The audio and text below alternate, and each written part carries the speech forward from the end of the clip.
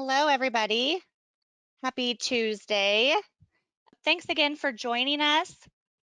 We've talked to hundreds of coaches and athletes last year, and almost all of them mentioned leadership and teamwork as two areas they want themselves and their teams to grow in. So today we're going to dive into this topic and share some proven tactics and tools, techniques on becoming a champion leader and teammates. But first, I want to go over a little bit of housekeeping just to get everyone on the same page here.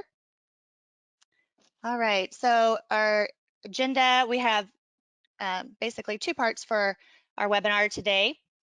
This is part one that we'll be covering, and all this will be on our slides coming up, so don't worry about that. Part two is right here. I want to make sure everybody does know that this webinar is being recorded, and after the webinar, you will be receiving the recording. Also, if you can, or you're all in listen only mode, so we cannot hear you. So we do want you to ask questions. If you look at the GoToWebinar user interface, there's an opportunity for you to ask questions through the questions panel. And just type those in, and then we will not be having a live Q&A session today, just so we can get through all of our slides and content that we want to. So we will be following up with all your questions fully in a blog post. So you'll all receive that email as well when that is published. So now I'd like to tell you a little bit about our presenters. So today we have Jim as the sports psychologist specialist at Arizona State University, the peak performance coordinator for the San Francisco Giants, and a mental game coach to scores of Olympic gold medalists and professional athletes across all sports. Jim's first book was endorsed by former top soccer player in the world and two-time gold medalist Carly Lloyd. So we are excited to hear from you, Jim. Next, we have Phil, who is our senior writer. He has written human performance books with the likes of Dr. Kelly Starrett, Andy Galpin, and Sue Falsone. He also collaborates with Nick Gill from the New Zealand All Blacks and Tim DeFrancesco, who was the strength and conditioning coach for the Lakers. He also played college soccer, and today Phil will be interviewing our co-presenter, Dr. Jim Aframo. So I'd like to now go ahead and turn it over to Phil to get us started. Well, thank you, Lindsay, and thanks to Jim as well, and a big thank you and belated happy 2021 to everyone that's joined us here today. We all know that leadership and teamwork are important on the field, in the classroom, at work, and in life, but it's such a big topic, it's really hard to know where to start sometimes. Here at Champions Mind, we believe that being a great teammate and leader really begins with being able to lead yourself. So, Jim, with that in mind, could you share a bit more about self-leadership, please? Yeah, sure thing, Phil. But let me start off by thanking you, Lindsay, and all the coaches, athletes, and others who've shown their commitment to the mental game by being with us today. As you rightly said, Phil, being a good teammate and leader is about how you interact with others, yet it always starts with you. And as we see here, legendary UCLA basketball coach John Wooden summed this up perfectly when he said, before you lead others, you have to be able to lead yourself. Oh, I love that. Thank you, Jim. It's a great quote, and obviously a great man and character model, as well as successful coach in John Wooden. So with that in mind, how do you help teams and athletes lead themselves using mental skills? Well, we can divide leading yourself into two main categories, mental toughness and mental health. If you've been on our previous webinars, you've heard us talk about these before, but bear with me for just a little bit while I recap both of them, because they're so important to what, this entire topic.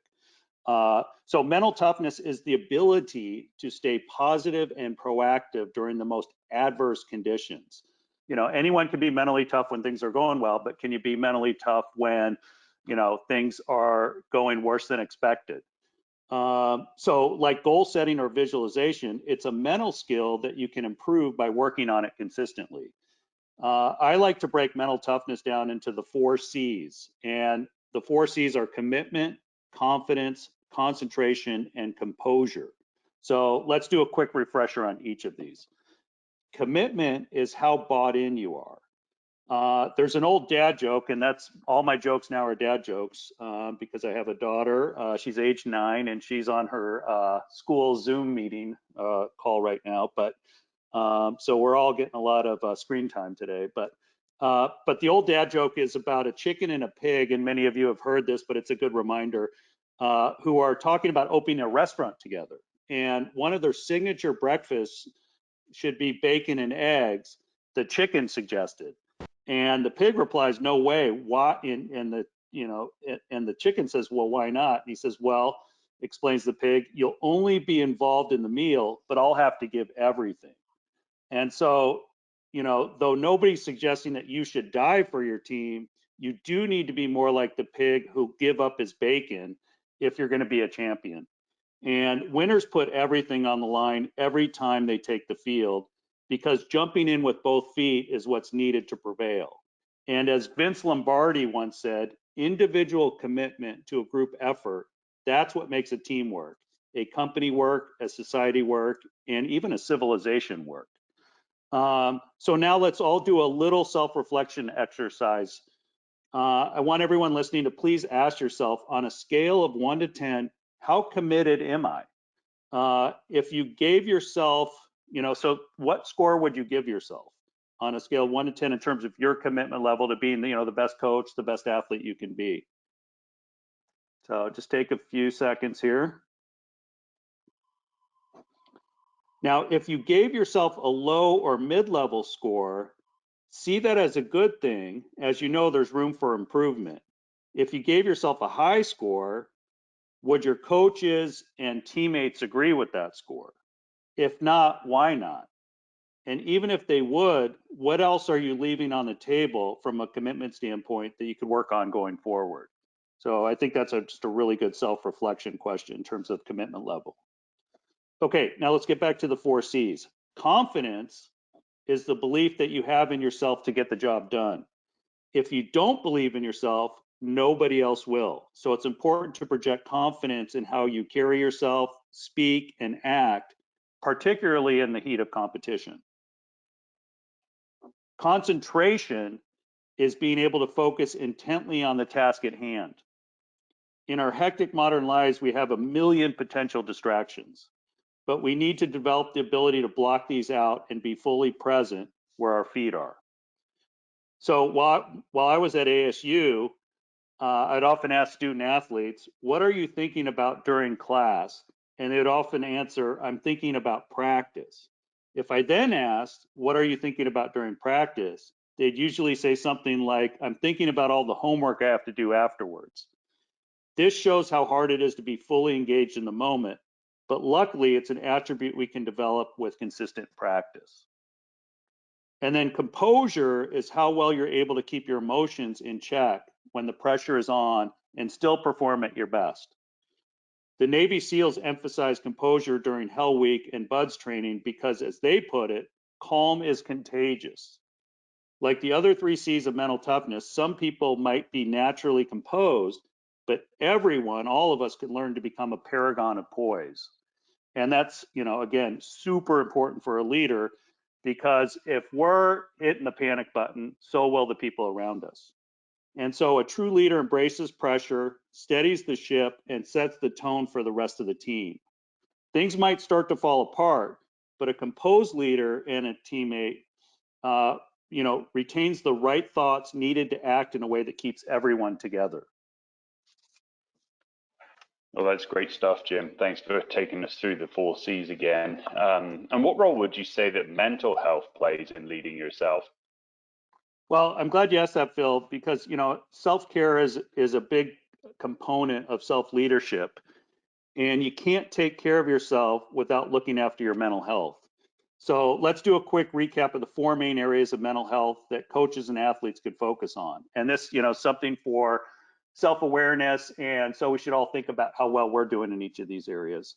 The first is stress, anxiety, and worry. With all the unknowns of COVID, it's easy to let our minds run, rampant, and to start feeding the bad wolf of negative self-talk, ruminating on problems, and magnifying small issues into catastrophic ones. So to help counteract this, we can use positive self-talk to feed the good wolf. You can also schedule a daily 10-minute worry period in which you focus on your problems, dismiss those you can't control, and create a plan for dealing with the ones you can influence. And so that 10-minute worry period allows you to put those worries on hold so you can take care of business the rest of the day. And it's a really powerful skill to work on. The second main area of mental health is depression. And this is when we feel the weight of the world on our shoulders, everything seems hopeless, and we can't see how our situation will improve. Clinical depression might require professional help and maybe even medication, but you can also find a teammate, coach, or friend to share our burden with. Make sure you reward yourself with at least one thing you find fun and relaxing each day, and commit to restorative practices like meditation, journaling, and breath work. The third main component of mental health is substance abuse. And if you don't resolve issues in the first two areas I just mentioned, you might start drinking more than usual, smoking, or taking drugs to try and self-medicate. And however, all the research shows that these bad habits will just compound your mental health struggles. So it's important for all of us to pay close attention to our behavior. And if we find ourselves starting to become self-destructive, reach out for help and support. And then the fourth area of mental health is relationships. And this includes your friends, family, roommates, and for our purposes today, coaches and teammates. And so the tighter the bond between you and the people around you, the more strength and support you can draw on during tough times. Oh, well said, Jim. Thank you. From a coach's perspective, how important would you say that it is to really get to know the person in the uniform? Well, it's been amazing for me to discover how many coaches don't know their athletes at all, and or even sometimes teammates don't know their other teammates very well at all. And sometimes, at least for coaches, sometimes this comes from the fear that if you do, you'll become buddies and they won't respect you or do what you say. And that's valid to some extent, but getting to know the person in the uniform rather than just caring about what they do when they put it on can help you become a much better leader and get much greater buy-in. And so here's a quick takeaway everyone can try. Ask your athletes to write down 3 things they'd like to know about, that they would like you to know about them as a person. And then next, get them to jot down 3 things they want to know about them as a player. So, you could ask your athletes, what do you want me to know about you as a person? And what do you want me to know about you as a player so that I can be most helpful for you and understand you? And so you do the same as a person and as a coach. Now, then you exchange lists and learn more about each other. It's only when you establish a deeper connection that you can make the necessary corrections. Oh, I love that. Well said, Jim. And when we were talking about teamwork in the run-up to this webinar, you shared that some of the best teams that you work with really embody the 3 Musketeers quote, one for all and all for one. Could you share how they're able to do this, just in how they treat each other and how they all pull together? Yeah, absolutely. In sports, we often hear phrases like, there's no I in team, or, if you're not prepared to put the team first, then turn around. And I like these suggestions because you can't be selfish as an athlete or coach. But if we take this too far, it implies that the athlete, the person doesn't matter, and neither do their personal goals. And this simply isn't true. And so, yes, a champion puts the needs of the team above their own, but they also recognize that they're important as an individual too. And so when I was with the San Francisco Giants, and I've worked with some Olympic teams and some other pro teams, the best teammates were those who made an effort to get to know everyone on the roster. And, they really made an effort to not only do this with players who were like them, but also to spend some time with those who were, maybe of a different ethnicity, and background, whether they were from a different country or, maybe even a different part of the country. So it's crucial to invest time in learning about your teammates, coaches, and athletes, and getting to know who they are off the field. And this way, when you get on the field, you'll be a real band of brothers or sisters who will fight to the end for each other. And while you're developing the one for all part of the Musketeers motto, also work on the all for one end. And so write down one dream goal for yourself this year and another for your team. And then now list several smaller milestones that will help you hit the big targets. I've always liked the saying, don't just think it, ink it. So in other words, write down your goals and put them somewhere that you will see them daily. And in this way, when you get with your team, you'll not only be pursuing one for all, but also making sure you're working hard towards your own aims, hopes, and dreams. Well, thanks for sharing that, Jim. Yeah, I think that's important to recognize and just kind of get beyond the mythology of teamwork and realize that those individual goals are important while still obviously being within a team context. Another thing we were talking about when we were preparing for this webinar was that you shared a powerful idea with me that every coach and athlete needs to find a why for their what. Could you explain a bit more about that? Yes, certainly. In his book, Start With Why, author Simon Sinek shares the concept of the golden circle that teams can use to move forward with a sense of passion and purpose. And the innermost sphere contains the word why, and then there are two more rings outside that, how and what.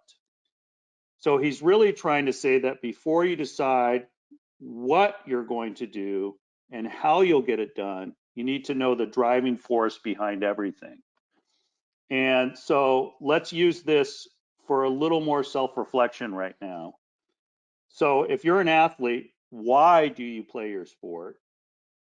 Or if you're a coach, why do you put the whistle around your neck? And once you've written that down or thought of your answer, and it's good to come back to this even if we've done this at other times throughout our career, let's try answering another question. Who or what drives you to be your best? And once you know your personal why, you can also come up with one for the team and then figure out what you're going to do and how you're going to do it as a group. And this will keep your level of motivation high all season long. Oh, thanks, Jim. Yeah, I love that idea that we can kind of tame those ebbs and flows in motivation by tapping into that sense of higher purpose. So moving on, as often as we hear success stories like Team USA Women's Soccer or the Dream Team with Jordan Bird, Magic, and all the others, we can also shudder at tales of dysfunctional groups that have torn each other apart and kind of wasted their potential. So in those scenarios, what are some of the things that commonly go wrong in the areas of leadership and teamwork? Well, you're right, Phil. It's easy for team culture to be shaky and eventually crumble. And the great football coach, Urban Meyer, says that there are three issues that bad teams have. And, so first, there are trust issues. It might be players not trusting each other or their coaches, infighting amongst coaches and staff, or coaches failing to trust their players. Maybe it's all of the above. And if you don't trust someone, you won't fight for them. And second, Meyer identifies a dysfunctional work environment. So even if a team has a strong why and knows what needs to be done to achieve their goals, there's something preventing them from getting it done. And, that could be a meddling general manager, too many team rules, or a culture of blame. Or it might be the absence of hard work. So to be successful, your team's work ethic must equate to or exceed your expectations. And third, Meyer has seen too many instances of selfishness wrecking a team. And he says that football is an unselfish sport. your running back might score a lot of touchdowns, but he needs to understand that for every one he scores, he's going to have to hurl himself at several hundred pounds of opponents whose only goal is to put him on the ground, and also going to need the help from his quarterback by blocking for, and his teammates for blocking for him. And sometimes he might even be asked to sacrifice his body for a kick return that has no chance of leading into the end zone, just to gain a few more extra yards. So the same goes for every player in all sports. It's not about the glory, but everything else you need to do daily in service of your teammates. Oh, I like that a lot. Thank you, Jim. And what are some of the things that coaches and athletes can do to remedy those issues that Urban Meyer identified? Yeah, I think fixing trust issues comes back to getting to know the people around you, again, on and off the field. And you could only put your trust in someone if you could look to your left and right in a game and know that those that you see have your best intentions at heart. And from your own perspective, even if you're an introvert, be willing to share a bit more about yourself with your teammates. And if you're a coach, share a little bit more about yourself with your athletes. And, not just your successes, but maybe some of your mishaps when you were a player. And when you disclose things, it will make them feel more empowered to do the same. And so the former pro volleyball player, Gabby Reece, talks about always going first in her relationships. And what she means by this is she takes pride in being the one to ask questions, smile and hug her teammates. And so going first is an underrated, but vital part of leadership. Moving on to the second of Urban Meyer's team problems, fixing a dysfunctional work environment doesn't mean that you have to blow everything up or get rid of athletes, coaches, or staff. Rather, start by looking for the gaps and then try to fix them. For example, cliques often develop whereby a few players huddle up as buddies and exclude everyone else. At its worst, this is, like the movie Mean Girls, and it creates in-group and out-groups and leaves people feeling excluded. So look out for such cliques and break them up, making it known that everyone needs to be pulling in the same direction if the team has a chance of winning. And triangles form when two players have a problem with each other and come to you to ask you to take their side, in which case tell both that you value them, but you have to stay out of it.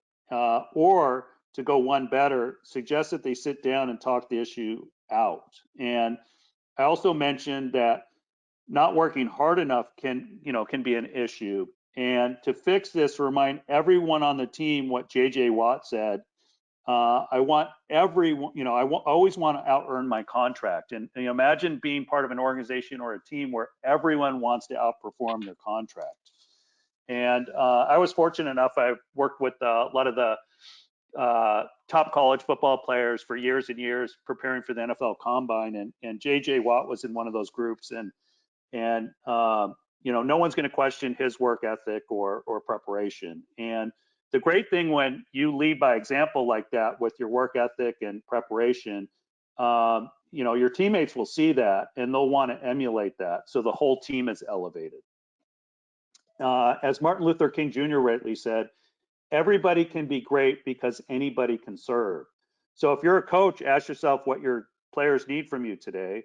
Or if you're a player, figure out new ways to help your teammates and coaches. And importantly, even really small gestures and acts can make a big difference in team chemistry. Oh, that's brilliant, Jim. I love how you ended that section by putting the emphasis on service there. So growing up in Illinois, I know that you're a big fan of the Chicago Bulls. What are some of the leadership and teamwork lessons that you took from the Last Dance documentary that came out last year? There was just so many. It's just a great documentary, and if people haven't seen it, I know both you and I would highly recommend it. And I was born in Chicago, so I grew up a big Bulls fan back in the day. But one thing was that Phil Jackson never tried to homogenize his team or make them all into clones of Michael Jordan, as if that were possible. But he knew that Steve Kerr was quiet. Jordan had to be dominant, and Dennis Rodman was kind of the joker or the wild card, but he let them all be themselves with in the team framework, which I thought was really cool. Another great thing about Jackson's leadership was that he helped every player understand their role and know that it was essential. Everyone makes a difference within their role. And then he encouraged them to excel in that capacity, knowing that their time to shine would come eventually. And we saw that when Jordan passed to Steve Kerr for the championship winning shot, or in the finals game, where the starters were struggling and Jackson, let the bench players in for long enough to bring the score close again. Michael Jordan might have been too hard on some teammates, but he led by example by wanting not only to be the greatest in games, but the hardest worker in practice. And think about what a special team you could have if your best player is your hardest worker in practice. And that's part of what Kobe Bryant would later call his own Mamba mentality. And Jordan's work ethic inspired him to run sprints between pickup games, for example. And then Jordan also came to recognize that, he could lead the league in scoring every year, but he probably wasn't going to win a championship until he started trusting Scottie Pippen and his other teammates more. And until he put his faith in the triangle offense that emphasized the kind of ball sharing that we later saw with the San Antonio Spurs and the Golden State Warriors. And so once Jackson got Jordan to buy into the team concept, the Bulls, as we all know, won 6 NBA titles in 8 years. Oh, terrific, Jim. Thank you. Makes me want to go and binge watch The Last Dance again, actually. It is fantastic, as you said, and so many lessons in there for coaches and athletes. Moving on, would you mind listing a few other ways that everyone listening can become a better teammate? Sure thing, Phil. Here's a quick list. Number one is, do your best to speak affirmatively and avoid complaints and gossip. It could be human nature to get caught up in those kind of things, but there's a great quote that leaders don't complain and complainers, don't lead. So speak affirmatively, positively, about your team and everyone on it, and avoid complaints, gossips, things like that. Recognize people's different strengths and weaknesses. We all have areas of strengths, and we all have weaknesses that, or targets for growth. Resolve problems with teammates or coaches privately, respectfully, and discreetly. Keep it in-house. Notify your coaches when you're having a personal issue. You don't have to tell them everything, but it's important to let your coaches know that, I'm having a tough day, but now that I'm here, I'm going to focus just on practice and helping everyone else have a good day. Be dependable so your teammates fully trust you. I love what Tom Brady said, by the way. He said that, a good teammate is the one that he has to worry about the least, because he has to do his own job. And so if he's worrying about people doing their job on his team, that's going to take away from his job. So think about being a good teammate as no one has to worry about me. They could depend on me. I'm reliable. Help your teammates have a positive experience during practice, meetings, and games. Get to know other players and coaches outside of the sport, as we talked about. I love the story of when Steve Kerr first joined the Golden State Warriors as their coach. He got to know the players before he actually even started coaching by going and calling them and getting to know them, and even flying out to see them and taking them out to their favorite restaurant. Things like that make a big difference. Celebrate victories together and come together after defeats and setbacks. And then find ways to serve and encourage those around you. That's a great list, Jim. Thank you. Switching directions a little bit, what are some ways that coaches and athletes can become better leaders? Well, here are some common things I see great leaders putting into practice. One is be optimistic and positive, and that's always seeing the positive outcome. And Earl Weaver, the Hall of Fame manager for the Baltimore Orioles, he had a great quote. He said, "I became an optimist when I discovered that I wasn't going to win any more games by being anything else." And so, especially on game day, always think something good is going to happen, and you're always kind of in that positive frame, and then that could definitely become a self-fulfilling prophecy. Champions are not pessimists, and great leaders are not pessimists either. They see the positive outcome. Lead yourself by first focusing on your own mental toughness, as we talked about at the very beginning, self-care and mental health. Identify core values to build your team's culture around. So, for example, Steve Kerr has 4 core values: joy, mindfulness, compassion, and competition. So, I think sometimes leaders and coaches make the mistake of not having any team, or personal core values, or having way too many. So I like the idea of, probably 3 to 5 is a good number. And then try to make sure that you're living those and the team is practicing those on a day-to-day basis. Ask each athlete what they think you expect from them this season, and then clarify your actual expectations. I think this is a really powerful thing to do, because a lot of times, you might ask a player, what do you think my expectations are for you this season? And they'll probably give you a lot of stats and numbers. You want me to, 10 rebounds a game or whatever it is, when in fact, you want them to be more vocal on the court, or, play with greater effort, or, communicate more effectively during practice, things like that. So clarify any misunderstandings there. Model those values in every interaction with players and staff.